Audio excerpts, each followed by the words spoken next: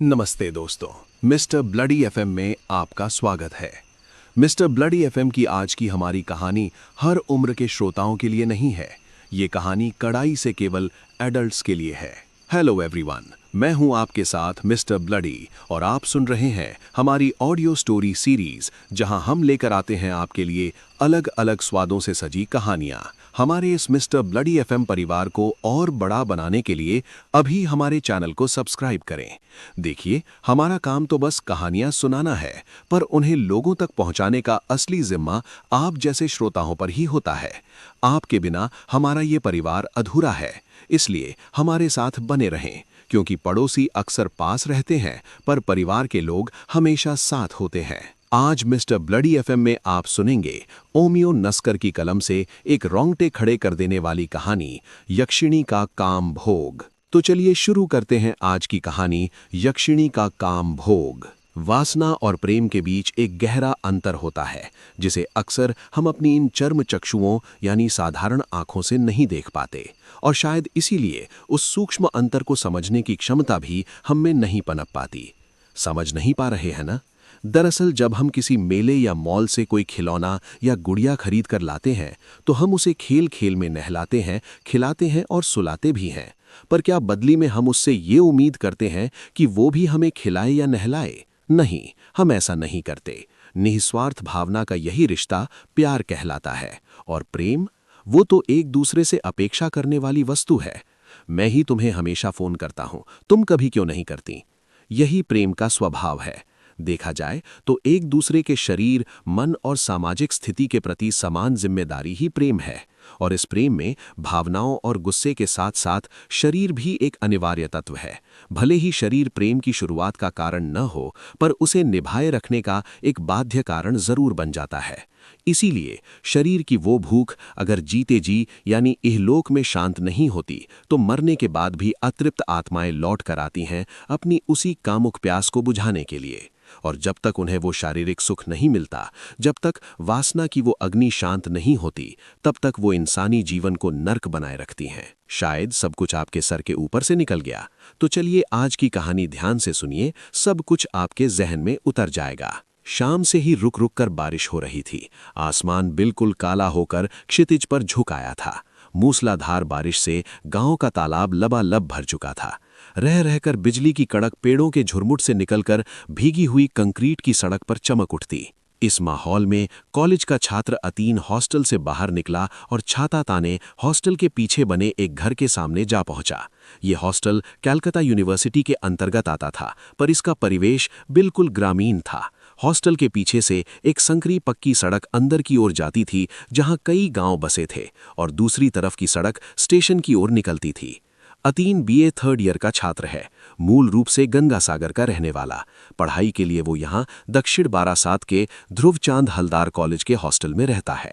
दिन भर कॉलेज और दोस्तों के साथ गपशप, और शाम होते ही हॉस्टल के पीछे वाले एक घर में दूसरी कक्षा के बच्चे को ट्यूशन पढ़ाना, यही उसकी दिनचर्या थी। गार्ड उसे शाम को बाहर जाने से नहीं रोकता था। आज भी उस बारिश भरी शाम में अतीन छाता लिए उस घर के सामने खड़ा था। पिछले 1 साल से वो उस बच्चे को पढ़ा रहा है। वेतन भी अच्छा मिलता है, और बच्चे की माँ के साथ अतीन के संबंध भी काफी घनिष्ठ यानी इंटीमेट हो चुके हैं। नीचे खड़े अतीन ने दरवाजे पर दस्तक देते हुए कहा, भाभी, दरवाजा खोलिए, मैं पढ़ाने आ गया हूं। अंदर से उसके छात्र बिल्लू की मां पियाली ने जवाब दिया, बस एक पल रुको अतीन, मैं अभी आती हूं। अतीन बंद दरवाजे के सामने कुछ देर और खड़ा रहा। फिर पियाली ने आकर दरवाजा खोला और मुस्कुराते हुए कहा, आओ, अंदर आओ। गांव का घर होने के बावजूद ये मकान किसी पुरानी शैली का नहीं था। इसे आधुनिक और विदेशी नक्शे के साथ बनाया गया था। और हो भी क्यों ना, पियाली के पति शैबाल के कोलकाता में बड़े होटल और रेस्टोरेंट जो थे। अतीन हफ्ते में 5 दिन यहां आता था, इसलिए घर का कोना कोना उसकी आंखों में बस चुका था। लेकिन अतीन की मुलाकात शैबाल से कभी नहीं हुई, क्योंकि वह सिर्फ शनिवार की रात घर लौटता था और सोमवार की सुबह फिर चला जाता था। अतीन अंदर गया और उसी सोफे पर जा बैठा, जहां बैठकर वह रोज बिल्लू को पढ़ाता था। पियाली पास आई और बड़ी मासूमियत से पूछा, क्यों मास्टर साहब, आज मन इतना उदास क्यों है? चाय लाऊं या कॉफी? रहने दीजिए, आज कुछ नहीं चाहिए। आप बस बिल्लू को भेज दीजिए, उसे पढ़ाकर आज थोड़ा जल्दी निकलना है। अतीन ने बुधे हुए मन से कहा। पर बिल्लू तो आज घर पर है ही नहीं। सुबह उसकी नानी आई थीं और वह उन्हीं के साथ अपने मामा के घर चला गया है। पियाली ने उसकी आंखों में झांकते हुए कहा। अच्छा, तो फिर मैं आज चलता हूं। अरे, ये क्या? अभी तो आए हो और अभी जाने की बात। तुमने ही तो कहा था कि मेरे साथ अकेले में कुछ वक्त बिताना चाहते हो। भूल गए? पियाली के लहजे में एक अजीब सी कशिश थी। अतीन झेंपते हुए बोला, नहीं, भूला तो नहीं हूं। तो फिर आओ, आज का ये वक्त सिर्फ मेरे लिए। पर बोधी, आज मेरा दिल किसी काम में नहीं लग रहा। क्यों, क्या हुआ है, मुझे बताओ। पियाली ने कुरेदा। अतीन ने एक ठंडी आह भरी। दरअसल पूजा के साथ मेरा ब्रेकअप हो गया है। ओह, तो इस बात का गम है। मेरे साथ ऊपर आओ। ये कहकर पियाली ने अतीन का हाथ पकड़ा और उसे लेकर ऊपर की मंजिल पर अपने बेडरूम में चली गई। कमरे में घुसते ही उसने दरवाज़ा अंदर से बंद कर लिया और अतीन की ओर मुड़कर कहा, पूजा से शादी करने वाले थे, इसलिए उससे रिश्ता टूटने का इतना मलाल है। लेकिन मेरे साथ जो तुम्हारा रिश्ता है, उसे सहेजने की जिम्मेदारी क्या तुम्हारी बिल्कुल नहीं है? अतीन खामोश रहा। पियाली ने करीब आकर उसकी आंखों में देखा। तो जो इतने दिनों से तुम्हारा साथ, सानिध्य चाह रही है, उसकी इच्छाओं का क्या होगा? इतना कहकर पियाली ने अपने पल्लू को सरकाते हुए अतीन की ओर हाथ बढ़ाया। पियाली के गोरे बदन और उसके लाल ब्लाउज की रंगत ने अतीन को एक पल के लिए मोहपाश में बांध लिया। उसकी विरह की वेदना मानो कहीं खो गई। पियाली ने जब अतीन को बाहों में भरा तो अतीन ने भी सब कुछ भूलकर उसे कसकर गले लगा लिया और अपने होंठों को पियाली की अधरों में डुबो दिया। काफी देर तक एक दूसरे के प्यार में खोए रहने के बाद वे दोनों किसी जोड़े की तरह सिमटते हुए बिस्तर पर जा गिरे। आज बाहर आसमान गरज रहा था और रिमझिम बारिश के उस नम मौसम में कमरे के भीतर दो जिस्म एक हो रहे थे। एक तरफ 21 साल का वह सुडौल नौजवान अतीन था, जिसके चेहरे पर नई दाढ़ी मूंछों की लकीरें थीं, और दूसरी तरफ उसकी छाती पर सिर रखे 30 साल की वह शादीशुदा औरत पियाली, जो एक बच्चे की मां होने के बावजूद इस अवैध प्रेम के जाल में उलझ चुकी थी। रायनगर के उस खामोश शाम ने इन दोनों प्रेमियों को मदहोश कर दिया था। वे दोनों बिस्तर पर एक दूसरे से लिपटे खिड़की से बाहर उस सन्नाटे भरे काले आसमान को निहार रहे थे।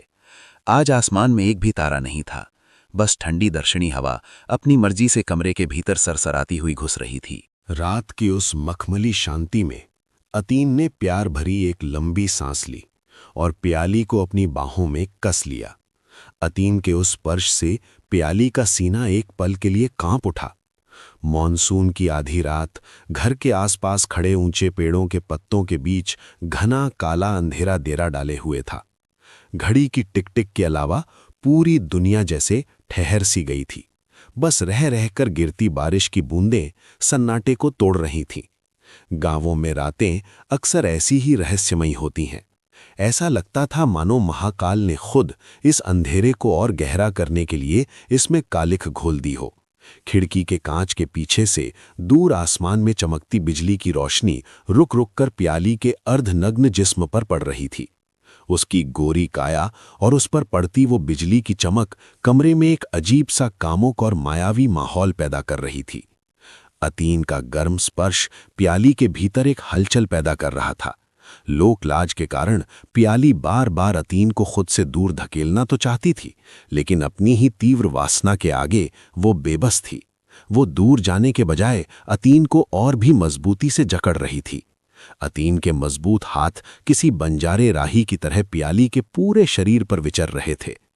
कुछ ही देर में उन मजबूत हाथों के साथ पियाली को अतीन के नरम होठों का एहसास हुआ। वो होंठ धीरे धीरे उसके शरीर के हर हिस्से को सहलाते हुए ऊपर की ओर बढ़ रहे थे।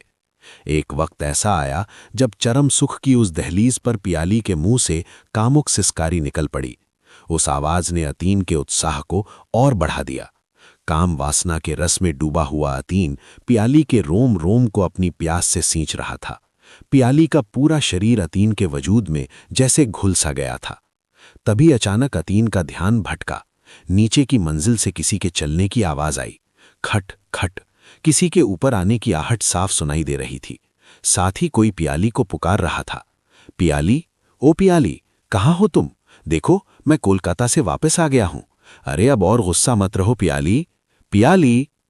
बिस्तर पर अतीन से लिपटी पियाली बुरी तरह घबरा गई। उसने अतीन के कान में फुसफुसाते हुए कहा, सुनो अतीन, शायद मेरे पति आ गए हैं। तुम जल्दी जाओ और उस पर्दे के पीछे छिप जाओ। जल्दी करो। पियाली की बात सुनकर कमरे की हल्की नीली रोशनी में अतीन ने बालकनी के बड़े और भारी पर्दे के पीछे जाकर खुद को छिपा लिया। इतने में पुकारता हुआ वो व्यक्ति कमरे के अंदर दाखिल हुआ। लेकिन ये कैसे मुमकिन था? अतीन के दिमाग में एक बिजली सी कौंधी। दरवाजे की कुंडी तो पियाली ने खुद अपने हाथों से लगाई थी, तो फिर वो शख्स अंदर कैसे आ गया? दरवाजा खुला कैसे रह गया? तभी अचानक लोड शेडिंग हो गई। कमरे की वो धुंधली नीली रोशनी भी चली गई और चारों तरफ स्याह अंधेरा छा गया। उस व्यक्ति ने अपनी जेब से फोन निकाला और अंधेरे के बीच वो अनजान व्यक्ति अपने फोन की फ्लैशलाइट जलाकर कमरे के हर कोने में पियाली को खोजने लगा। वो रुआंसी आवाज में पुकार रहा था, पियाली, ओ पियाली, कहाँ चली गई तुम? अरे मैं कह तो रहा हूं कि मुझसे गलती हो गई, अब कम से कम अपना गुस्सा थूक कर बाहर तो आओ। कहाँ हो तुम? सुन रही हो ना? पर्दे के पीछे छिपा अतीन ये सब देख रहा था। फ्लैशलाइट की रोशनी और उस व्यक्ति की नजरें जिस ओर मुड़तीं, अतीन की निगाहें भी डर के मारे उधर ही घूमने लगतीं। वो शख्स अलमारी के पीछे से लेकर दरवाजे की ओट तक सब छान मार रहा था, पर पियाली कहीं नजर नहीं आई। अतीन ने मन ही मन सोचा, ये आदमी कितना बेवकूफ है। पियाली तो ठीक सामने बिस्तर पर लेटी है, पर ये वहां रोशनी न डालकर पूरे कमरे में पागलों की तरह भटक रहा है। तभी अचानक उस आदमी ने अपने फोन की रोशनी बिस्तर पर डाली। कुछ देर पहले हुई जिस्मानी हलचल की वजह से चादर की सिलवटें वैसी ही थीं, जो स्वाभाविक था, लेकिन जैसे ही रोशनी बिस्तर पर पड़ी, अतीन का खून जम गया। बिस्तर बिल्कुल खाली था, वहां कोई नहीं था। अतीन के होश उड़ गए। पियाली बौदी कहाँ चली गई? मुझे पर्दे के पीछे छिपने का बोलकर वो तो बिस्तर पर ही लेटी थीं। तभी अचानक उस अंधेरे पर्दे के पीछे से एक बर्फीली फुसफुसाहट अतीन के कान के पास गूंजी। पियाली बिल्कुल उससे सटकर खड़ी थी और अपनी घिसी हुई भारी आवाज में बोली, यहीं तो हूं अतीन, मैं तुम्हारे पास ही खड़ी हूं। क्या तुम्हें डर लग रहा है? डरो मत, बिल्कुल मत डरो। अतीन ने कांपते हुए धीरे से पूछा, आप उन्हें नजर क्यों नहीं आ रही? बेवजह यहां क्यों छिपी हैं?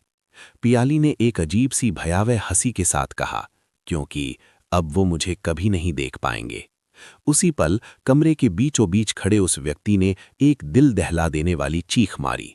उस चीख को सुनकर जैसे ही अतीन ने पर्दे की ओट से बाहर देखा, उसकी रूह कांप उठी। उस व्यक्ति के हाथ की फ्लैशलाइट अब सीधे छत की ओर थी। जैसे बिजली का झटका इंसान को सुन्न कर देता है, अतीन का पूरा शरीर बेजान हो गया। उसने देखा छत के पंखे से एक लाश लटकी हुई थी, जिसके गले में फंदा था, और वो लाश किसी और की नहीं, खुद पियाली की थी। दहशत के मारे अतीन ने बगल में देखा, जहां अभी पियाली खड़ी थीं, पर वहां अब कोई नहीं था। सिर्फ एक गहरा सन्नाटा और हाड़ कंपा देने वाली ठंडक बची थी। अतीन चिल्लाना चाहता था, पर गले से आवाज ही नहीं निकली। उसने देखा कि पियाली का पति फर्श पर बैठकर फूट फूट कर रो रहा था। क्यों किया ऐसा पियाली? मुझे अकेला छोड़कर क्यों चली गईं? हमारे बिल्लू का क्या होगा? अतीन को अब समझ आ गया था कि पियाली की मौत हो चुकी है, लेकिन फिर सवाल ये था कि अभी बिस्तर पर उसके साथ कौन था? डर के मारे अतीन का दम घुटने लगा। उसने किसी तरह उस आदमी के बाहर जाने का इंतजार किया और मौका मिलते ही उस घर से भाग खड़ा हुआ। रात के कितने बज रहे थे, अतीन को कुछ खबर नहीं थी। वो भीगी हुई चांदनी की धुंधली रोशनी में पागलों की तरह हॉस्टल की तरफ दौड़ रहा था। तभी पीछे से पियाली की वही मायावी और डरावनी आवाज फिर सुनाई दी, अतीन, डर गए क्या? डरो मत, मैं हूं ना तुम्हारे साथ, मैं हमेशा तुम्हारे साथ रहूंगी। अतीन ने पीछे मुड़कर नहीं देखा और सीधा हॉस्टल के गेट पर पहुंचा, पर किस्मत ने साथ नहीं दिया। गेट पर ताला लटका था। थका हुआ, भूखा और मौत के साए से डरा हुआ अतीन गेट के सामने खड़ा थर थर कांपने लगा। पूरी रात उसे अब उसी खुले आसमान के नीचे गुजारनी थी, और उसे नहीं पता था कि वो अतृक आत्मा अब भी उसके पीछे खड़ी है या नहीं। अतीन को लगा कि शायद अब रात नहीं ढलेगी। भूखे पेट और खौफ के साए में वक्त कैसे कटेगा, यही सोचते सोचते वो हॉस्टल के गेट के सामने किसी पत्थर की मूरत की तरह सुन्न खड़ा रहा। तभी अचानक सन्नाटे को चीरती हुई किसी के रोने की बहुत ही महीन आवाज उसके कानों में पड़ी। अतीन ने मन ही मन खुद से कहा, हॉस्टल का गेट बंद है, इसका मतलब रात बहुत ज्यादा हो चुकी है। पर इतनी रात गए यहां कौन रो रहा है? उसने आवाज की दिशा में अपनी निगाहें दौड़ाईं। गेट के बगल में लगे घने झाड़नुमा फूलों के पौधे के नीचे कोई बैठा सुबक रहा था। आवाज से साफ था कि वो एक कम उम्र की स्त्री है। पौधे की घनी छाया की वजह से चांदनी वहां तक नहीं पहुंच पा रही थी, इसलिए उसका चेहरा साफ नहीं दिख रहा था। लेकिन उसकी मटमैली पीली साड़ी पूरी तरह अस्त व्यस्त थी। ब्लाउज के हुक खुले हुए थे और बिखरे हुए बाल पूरे चेहरे पर फैले थे। वो अपने दोनों हाथों में सिर छिपाकर ऊबड़ खाबड़ तरीके से बैठी रो रही थी। उसे इस हालत में देखकर अतीन के भीतर डर बैठ गया। उसने सोचा कि उस औरत के पास जाने के बजाय उसे अनदेखा कर पूर्वी दीवार की ओर निकल जाना ही समझदारी है। वहां दीवार पुरानी थी और उसकी ईंटों से सीमेंट झड़ चुका था। वहां से दीवार फांदकर हॉस्टल के अंदर घुसना मुमकिन था। लेकिन न जाने किस मोह या आकर्षण के वश में होकर अतीन के कदम रुक गए और उसने पूछ लिया, कौन कौन है आप? इतनी रात को यहां बैठकर क्यों रो रही हैं? तभी हवा का एक सर्द झोंका आया और उस स्त्री के चेहरे से बिखरे हुए बाल उड़ गए। उसने रोते रोते एक अत्यंत डरावनी और पैशाचिक आवाज में कहा, मेरे जिस्म को फंदे से झूलता देख मेरा पति उसे नीचे उतारे बिना ही भाग गया।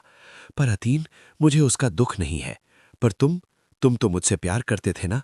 मुझे उस हाल में देखकर क्या तुम्हें तकलीफ नहीं हुई? तुमने मुझे फंदे से नीचे क्यों नहीं उतारा? क्यों नहीं उतारा मुझे? अतीन के होश भागता हो गए। मुझे छोड़ दो, मैं कुछ नहीं जानता, मैंने कुछ नहीं किया। अतीन पागलों की तरह चीखने लगा। वो कोई जीती जागती पियाली नहीं थी, वो तो पियाली की अतृप्त प्रेत आत्मा थी। उसके मुंह से ये बातें सुनकर अतीन का दिल जैसे धड़कना भूल गया। चेहरे से पसीना दर दर बहने लगा। वो अपनी जान बचाने के लिए बदहवास होकर पूर्वी दीवार की ओर भागा। रास्ते में लगे फूलों और पत्तों पर पड़ रही चांदनी की सफेद चमक इस खौफनाक रात को और भी डरावना बना रही थी। भागते भागते अतीन को दीवार का वो टूटा हुआ हिस्सा मिल गया। उसने आओ देखा ना ताओ दीवार फांदने की कोशिश की। जैसे ही अतीन ने दीवार के उस पार छलांग लगाई, उसका पैर एक नुकीली ईंट के कोने से बुरी तरह टकराया और अतीन के मुंह से एक दर्दनाक चीख निकल पड़ी। अतीन अपने पैरों को दबाकर दीवार के सहारे उस दुर्वा घास पर बैठ जाता है। ईंट की चोट से हुए उस घाव से लबालब खून बहने लगता है। खून की धारा से अतीन का हाथ पूरी तरह भीग जाता है, इसलिए वो घाव से हाथ हटाकर आसपास किसी फटे हुए कपड़े या प्लास्टिक की तलाश करने की कोशिश करता है। लेकिन तभी एक असामान्य घटना घटती है। रोशनी और अंधेरे के उस खेल में खुद को छिपाकर कोई चुपचाप अतीन के पैरों से बहते हुए खून को चूसने लगता है। अतीन को वहां कोई दिखाई नहीं दे रहा था, बल्कि वो केवल महसूस कर पा रहा था कि कोई लालची जीभ उसके पैर के घाव पर काफी देर से घूम रही है और बहते हुए ताजे गर्म खून को चूस रही है। बदले में उसे एक गहरी और सुकून भरी ठंडक मिल रही थी। इसीलिए वो घायल अतीन उस जगह को छोड़कर अपने कमरे में नहीं जा सका। उस लालची जीभ के दुलार में वो कब उस दीवार के किनारे हरी घास की चादर पर सो गया, उसे पता भी नहीं चला। अतीन बचपन से ही बहुत मेधावी छात्र था। 2 बड़े भाइयों के बाद उसका जन्म हुआ था। सब कहते हैं कि वो छोटा है, शायद इसीलिए ज्यादा बुद्धिमान है। इसका वैज्ञानिक कारण ये था कि जब उसके बड़े भाई पैदा हुए थे, तब उसकी मां की उम्र 17 से 20 साल के बीच थी। लेकिन अतीन के जन्म के समय मां की उम्र 23 साल थी। इसलिए एक परिपक्व मां की संतान होने के कारण पूर्ण पोषण से अतीन का दिमाग अधिक तेज था। हालांकि बुद्धि सिर्फ जन्मजात नहीं होती, उसे अर्जित भी करना पड़ता है। गंगा सागर के सुदूर इलाके में समुद्र की लहरों के साथ प्रकृति से विभिन्न अनुभव बटोरते हुए उसकी प्रतिभा धीरे धीरे निखरती गई। उच्च माध्यमिक परीक्षा पास करने के बाद गंगा सागर का अतीन दक्षिण बारासत के इस कॉलेज हॉस्टल में आ गया। यहां से वो अंग्रेजी साहित्य में स्नातक कर रहा है। कॉलेज की पढ़ाई के साथ साथ अपने खर्चों के लिए अतीन पिछले साल से हॉस्टल के पीछे वाले एक 2 मंजिला घर के बच्चे बिल्टू को पढ़ा रहा है। सबसे बड़ी बात यह है कि महीना खत्म होते ही घर वाले उसे अच्छी सैलरी दे देते हैं। इसलिए अतीन ने इस ट्यूशन को छोड़ने के बारे में कभी नहीं सोचा। लेकिन पढ़ाते पढ़ाते वो बिल्टू की मां पियाली के साथ घनिष्ठ संबंधों में बंध गया। इस रिश्ते में पड़ना बहुत स्वाभाविक था, क्योंकि बिल्टू के पिता हफ्ते में केवल 2 रातें पियाली को समय देते थे, जबकि अतीन बाकी 5 दिन घंटों वहां रहता था। एक ऐसी स्त्री जिसकी आंखों के सामने ताजे गुलाब जैसा यौवन से भरा युवक लगातार मौजूद हो, तो उस स्त्री की शारीरिक एकादशी यानी शारीरिक उपवास तोड़ने की इच्छा होना स्वाभाविक है। कोई इस इच्छा को दबा लेता है तो कोई नहीं। ठीक वैसे ही पियाली ने अपनी शारीरिक तड़प को मिटाने के लिए अतिन को चुना था। इसीलिए अतिन के जीवन में ऐसी रातें आने लगी थीं। अगले दिन सूरज की रोशनी फूटते ही अतिन की नींद खुलती है। आंखें खोलकर वो देखता है कि वो उसी दीवार के पास घास पर लेटा हुआ है। वो देखता है कि घास पर जमा हुआ खून का थक्का गायब है, जैसे किसी ने उसे चाट कर साफ कर दिया हो। फिर वो आनन फानन में वहां से उठा और दर्द भरे पैरों से लंगड़ाते हुए अपने कमरे में आया। उसने देखा कि उसके दोनों रूममेट अभी भी सो रहे हैं। दीवार पर टिक टिक करती घड़ी की ओर देखकर अतिन ने पाया कि सुबह के 6 बज रहे हैं। बाथरूम में फ्रेश होकर उसने अपने डिब्बे से कुछ बिस्कुट निकाले और पानी पिया। पूरी रात पेट में कुछ नहीं गया था, इसलिए तेज भूख लगना स्वाभाविक था। खाना खाकर वो अपने बिस्तर पर लेटा और फिर से गहरी नींद में डूब गया। कॉलेज में एडमिशन के ठीक अगले साल से अतिन का प्रेम संबंध पूजा नाम की एक लड़की से था। दोनों एक ही विभाग के छात्र थे, लेकिन हॉस्टल के पीछे वाले उस घर में अतिन का पढ़ाने जाना उनके बीच अनबन का कारण बना रहता था। आखिरकार कल पूजा ने सीधे तौर पर अतिन से कह दिया, देखो अतिन, मेरा तुम्हारे साथ ये रिश्ता। अतीन, अगर हमारे इस रिश्ते को जारी रखना है तो तुम्हें उस प्याली बॉदी के यहां पढ़ाना छोड़ना होगा। अतीन ने हैरान होकर पूछा, पर क्यों? ट्यूशन छोड़ने का हमारे रिश्ते से क्या लेना देना? बस मैं नहीं चाहती कि तुम उस घर में कदम भी रखो। अगर पढ़ाने का इतना ही शौक है तो कहीं और ट्यूशन ढूंढ लो, पर वो घर तुम्हें छोड़ना ही होगा। पढ़ाने की इच्छा तो है, पर महीने के अंत में मिलने वाले उन 3000 रुपयों का क्या? यहां एक छोटे बच्चे को पढ़ाने के लिए कोई 1000 रुपए से ज्यादा नहीं देता, पर वहां से मुझे 3000 मिलते हैं। हाँ, मैं भी वही कहना चाहती थी। पूजा के स्वर में तीखापन था। क्या कहना चाहती हो? साफ साफ कहो। क्या वो तुम्हें सिर्फ बिल्टू को पढ़ाने के पैसे देती है, या फिर कभी कभी उसकी माँ भी तुमसे ट्यूशन लेती है? मुझे सब खबर मिली है अतीन। मुझे पता चला है कि तुम्हारा और उस औरत का चक्कर चल रहा है। अगर वो घर छोड़ सकते हो तभी मैं इस रिश्ते में रहूंगी, वरना नहीं। अतीन ने गुस्से में तमतमाकर कहा। अच्छा, तो जहां जाना है जाओ, पर मैं वहां पढ़ाना नहीं छोड़ूंगा। मेरा और उसका कोई गलत रिश्ता नहीं है। जिसने भी तुम्हें ये पट्टी पढ़ाई है वो बस हमारे बीच आग लगाना चाहता है। ठीक है, मैं अब चलता हूं, खुश रहना। कल इन्हीं कड़वी बातों के साथ उनका रिश्ता टूट गया था। बिस्तर पर गहरी नींद में डूबे अतीन की आंखें अचानक खुली। हॉस्टल के पीछे वाली सड़क पर एक के बाद एक कई गाड़ियों के गुजरने की आवाज आ रही थी। अतीन हॉस्टल की पहली मंजिल पर रहता है। खिड़की खोलकर बाहर देखते ही वो ठिठक गया। सूरज ढल चुका था और चारों ओर मटमैला अंधेरा पसर रहा था। अतीन को आश्चर्य हुआ, क्या मैं वाकई इतनी देर तक सोता रहा? आसमान के धुंधले रंग और दूर उड़ते चमगादड़ों के झुंड से नजर हटाकर उसने नीचे झांका। नीचे का दृश्य देखकर उसका दिल दहल गया। कुछ महिला पुलिस कांस्टेबल पियाली की लाश को सफेद चादर में लपेटकर गाड़ी में चढ़ा ले ही थीं। पास ही एक बुजुर्ग महिला, पियाली की मां, बिल्लू को सीने से लगाए खड़ी थी। वो रोते रोते पुलिस अफसर को बता रही थी, साहब, कल पूरा दिन मैं अपनी बेटी के ही पास थी। मेरी भोली बच्ची ने मुझे कितनी सारी चीजें बनाकर खिलाईं, पर मुझे रत्ती भर भी एहसास नहीं हुआ कि वो ऐसा खौफनाक कदम उठा लेगी। कल शाम को जब मैं घर लौटने के लिए साड़ी पहन रही थी तो बिल्लू मेरे साथ जाने की जिद करने लगा। मैंने देखा कि पियाली ने बिना एक शब्द कहे बिल्लू को मेरे साथ भेज दिया। शायद उसने पहले से ही सब तय कर लिया था, इसीलिए उसने बच्चे को भेज दिया ताकि उसे अपना काम अर्थात आत्महत्या करने में कोई रुकावट ना हो।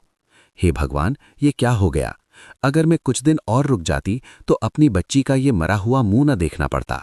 फूटी किस्मत लेकर आई थी, फूटी किस्मत लेकर ही चली गई। वापस आजा मेरी बच्ची, वापस आजा। पियाली की मां का ये विलाप अतीन से और देखा नहीं गया।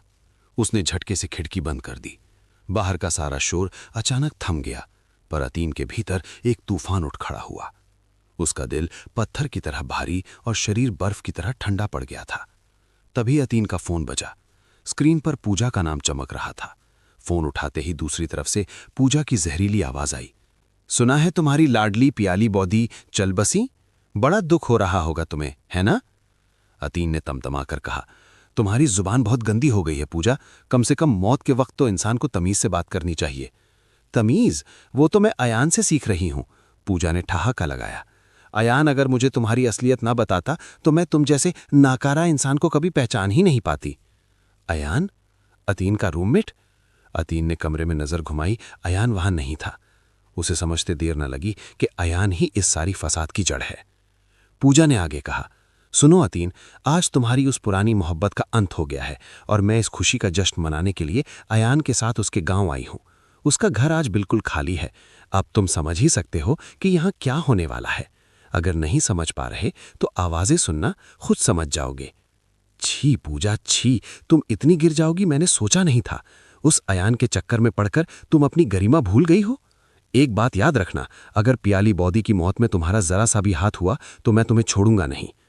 अतीन टूट चुका था। जिस दोस्त के साथ 2 साल तक एक ही कमरे में खाना बांटा, उसी ने उसे पीठ में छुरा घोंपा था। अयान ने पूजा को हासिल करने के लिए अतीन और पियाली के रिश्ते को तोड़ मरोड़ कर पेश किया था। अयान अब पूजा को लेकर अपने गांव निशुतिपुर पहुंच चुका था। ये गांव रायदिघी थाने के अंतर्गत आता है। एकदम शांत, सुनसान और रहस्यमयी। पूरे गांव में मुश्किल से 20-30 घर होंगे। गांव के बीचों बीच एक विशाल बरगद का पेड़ है जो आधे गांव को अपनी छाया में समेटे रहता है। रात के सन्नाटे में अयान और पूजा टोटो से उतरकर इसी बरगद के नीचे खड़े हुए। घर पहुंचकर उन्होंने बाहर से लाई हुई बिरयानी और चिकन का मजा लिया। अयान के माता पिता और भाई एक शादी में शहर गए हुए थे, इसलिए पूरा घर खाली था। अयान पहली बार किसी नारी शरीर का अनुभव करने वाला था, इसलिए उसकी उत्तेजना काबू से बाहर थी। कमरे की खिड़की से चांदनी और ठंडी हवा भीतर आ रही थी। अयान ने पूजा को बाहों में भर लिया और उसके होठों को चूमने लगा।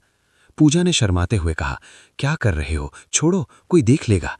अरे पगली, यहां तुम्हें छोड़ने के लिए थोड़े ही लाया हूं, तुम्हें तो कसकर पकड़ने के लिए लाया हूं। आओ, मेरे और करीब आओ। अयान ने पूजा को पास खींच लिया।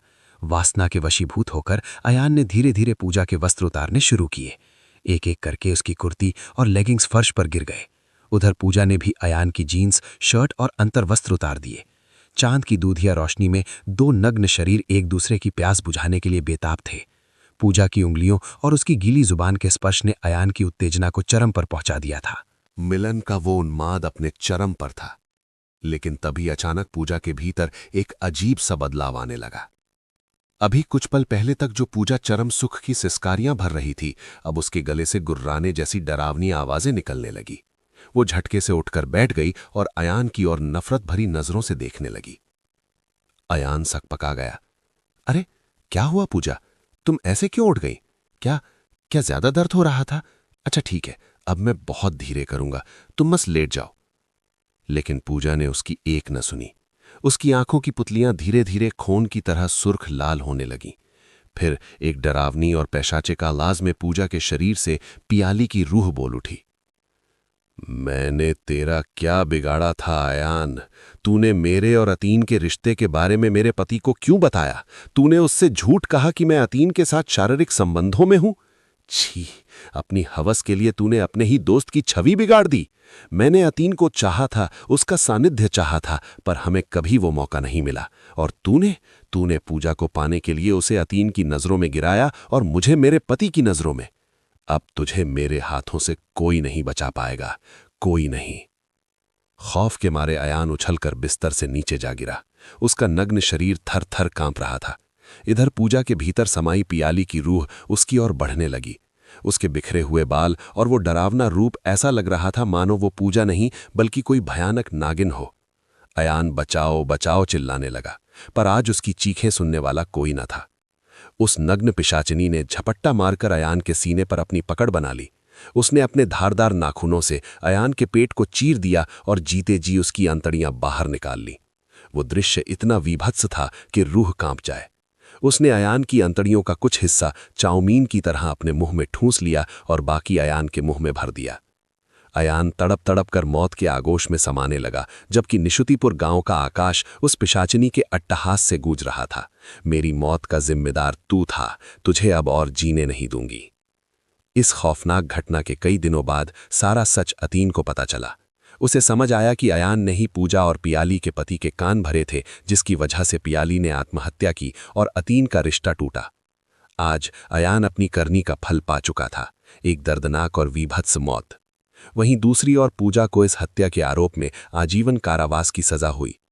कुछ महीनों बाद आज अतीन अपनी उन कड़वी यादों को पीछे छोड़कर सुकून से सोया है। उसका एक रूममेट था, पर वो अपने घर गया हुआ है। कमरा शांत है, पर शायद यादों का साया अब भी कहीं आसपास है। अयान के जाने के बाद आज अतीन अपने कमरे में अकेला सोया हुआ था। तभी कमरे का अधखुला दरवाजा धकेलकर कोई भीतर दाखिल हुआ। वो साया शुभ्र और शीतल था, जैसे काले बादलों की ओढ़नी में लिपटा हुआ कोई चांद। उसकी आंखों में एक नीली चमक थी और होठों पर वो चिर परिचित मायावी मुस्कान, जो किसी के भी जीवन की जलन को शांत कर दे और यौवन की प्यास बुझा दे। उसके पूरे शरीर से एक चांदी जैसी ज्योति निकलकर कमरे के हर कोने में फैल रही थी। अतीन ने आज भी उसका चेहरा ठीक से नहीं देखा, उसके शरीर का रंग नहीं देखा, लेकिन उन दो कोमल हाथों के स्पर्श से वो महसूस कर सकता था कि उसकी काया कितनी अद्भुत है। वही सुडौल बदन, वही बेदाग बनावट और अतीन के प्रति वो अगाध प्रेम। जब अतीन के थके हुए शरीर और उसके चेहरे पर उस साये के लंबे बिखरे हुए बाल गिरते, तो अतीन को एक अलौकिक शांति का अनुभव होता। आज उसे आने में थोड़ी देर हो गई थी, इसीलिए अतीन ने थोड़े अभिमान यानी प्यार भरी नाराजगी के साथ उसे कसकर बाहों में भर लिया और पूछा, आज आने में इतनी देर क्यों कर दी? उसने जुबान से तो कुछ नहीं कहा, लेकिन एक मीठी मुस्कान से समझा दिया कि बस इतनी सी तो देर हुई है, इसके लिए रूठते नहीं हैं। अतीन भी एक अनुभवी प्रेमी की तरह उसकी मुस्कान की भाषा समझ गया और उसे गोद में उठाकर बिस्तर पर लेटा दिया। धीरे धीरे अतीन ने उसकी चांदनी जैसी पोशाक को सरकाया तो वो साया अंधेरे के साथ एकाकार हो गया। अब अतीन उसे देख तो नहीं पा रहा था, पर महसूस कर सकता था कि उसने अतीन को पूरी मजबूती से अपने सीने से लगा लिया है। इसके बाद शुरू हुआ कामुकता और प्रेम का वो खेल, अतीन और उस अशरीरी पियाली का सहवास। हाँ, पियाली ने अपनी जिंदगी के आखिरी पल तक सिर्फ अतीन को ही चाहा था। वो उसका प्यार और उसका शारीरिक स्पर्श चाहती थी, जो उसे जीते जी कभी नहीं मिला। इसीलिए मौत के बाद भी पियाली को अपनी उस अतृप्त वासना और अधूरी इच्छाओं को पूरा करने के लिए लौट कर आना पड़ा। अब अतीन को भी उस रूहानी मेल मिलाप से प्यार हो गया है। अगर पियाली को आने में देर होती है तो अतीन कमरे का दरवाज़ा थोड़ा खुला छोड़कर बिस्तर पर चुपचाप बैठकर उसका इंतज़ार करता है। वो जानता है कि जब वो उसे इतने सच्चे दिल से पुकारेगा तो वो उसकी रूह की आवाज़ ज़रूर सुनेगी, वो ज़रूर आएगी। अतीन की आधी रात की रजनीगंधा। अतीन को अब उसकी लत लग चुकी है। पियाली का प्रेम उसे मदहोश रखता है, उसे जीने की वजह देता है। अगर एक रात भी वो ना आए तो अतीन को सांस लेने में तकलीफ होने लगती है, जिसे दुनिया का कोई भी इन्हेलर ठीक नहीं कर सकता। उसका एक ही इलाज है, अतीन की पियाली, उसकी आधी रात की रजनीगंधा। दोस्तों, अगर आप भी अपनी लिखी हुई कहानियां हम तक पहुंचाना चाहते हैं तो हमें कमेंट कर सकते हैं। बस एक बात का ध्यान रखें कि आपकी कहानी कम से कम 4000 शब्दों की होनी चाहिए और ईमेल के मुख्य भाग यानी बॉडी में कहानी का लगभग 250 शब्दों का सार जरूर जोड़ें। फेसबुक पर हमारे आधिकारिक पेज MR Bloody FM को जरूर फॉलो करें। साथ ही हमारे फेसबुक ग्रुप से जुड़कर आप हमारे परिवार का हिस्सा बन सकते हैं। सभी लिंक नीचे डिस्क्रिप्शन बॉक्स में दिए गए हैं। आज की हमारी कहानी अच्छा लगे तो सब्सक्राइब करना न भूलें। तो दोस्तों, कैसी लगी आपको हमारी आज की कहानी? कमेंट करके अपनी राय हमें ज़रूर दें। अगर कहानी पसंद आई हो तो इसे लाइक करें और अपने दोस्तों के साथ शेयर करें। ऐसी ही रोमांचक ऑडियो कहानियां नियमित रूप से सुनने के लिए हमारे चैनल को सब्सक्राइब करके रखें। बहुत जल्द एक और रोंगटे खड़े कर देने वाली कहानी के साथ MR Bloody FM फिर हाजिर होगा। तब तक हमारे साथ बने रहें। शुक्रिया।